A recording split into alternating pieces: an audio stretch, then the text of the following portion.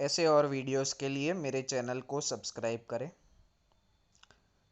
3, 2, 1, start. It is a matter of great pleasure to me to be asked to lay the foundation stone of the Senate House of the Travancore University.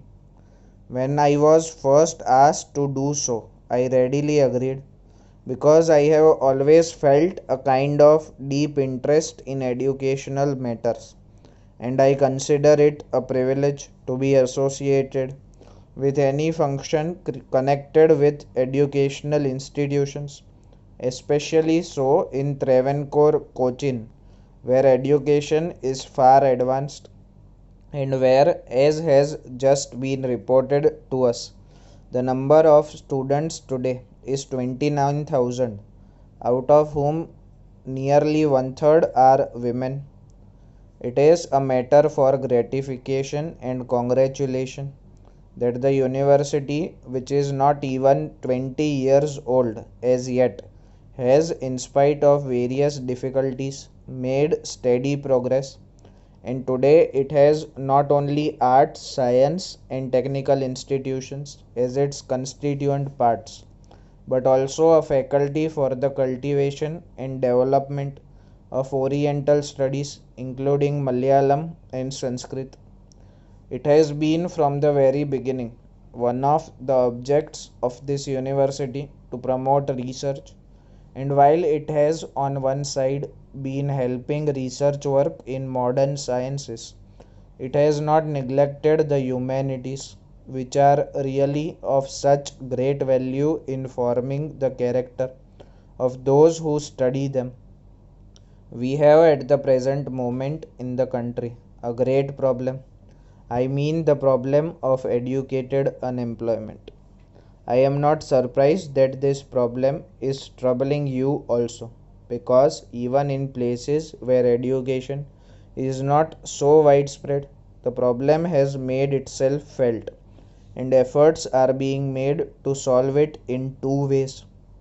On the one side, efforts are being made to so adjust the curricula of universities and educational institutions as to make the students better fitted for the kind of work which is just now available in the country, and which we hope will be more and more available in the future.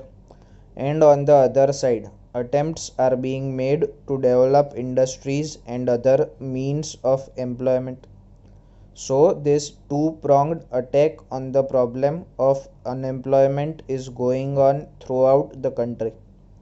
I am quite sure you are also doing the same. It is not easy for me, speaking as I do here, to make any suggestions or extend any promises. All I can say is that we admire the people of this part of country very much.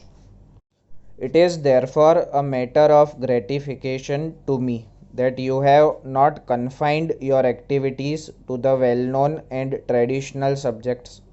You have a variety of subjects, some of them most modern, which are needed today much more than ever before. All this is as it should be.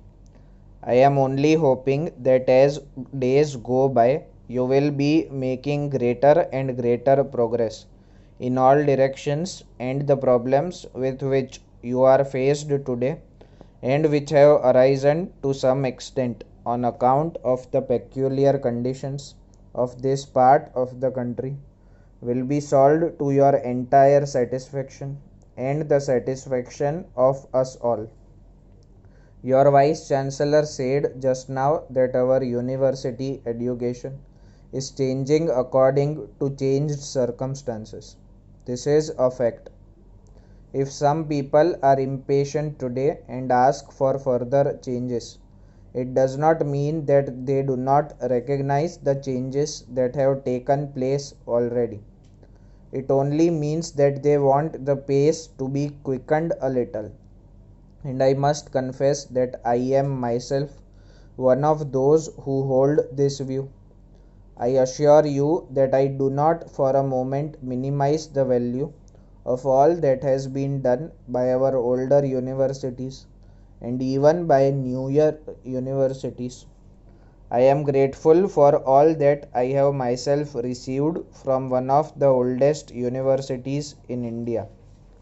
I shall be the last man to say that universities have done no good at all. But I say this that according to changed circumstances, changes have to be made and changes should be made quickly. Changes are being made, but the pace should be quickened.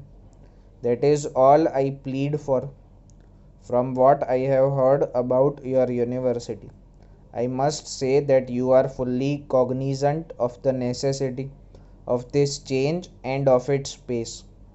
During the short period of about 18 or 19 years, you have already shown what tremendous progress can be made and with the limited resources at one's disposal.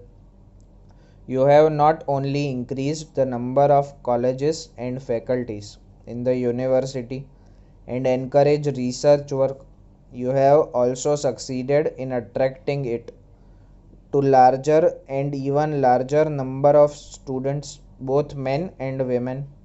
Great credit is due to you also for the fact that you have co-education on such a large scale. Not that co-education is absent elsewhere, but it is not existent on the same scale as here. And I must say that if a country is to grow, both its men and women must grow. You have recognized this fact in all walks of life.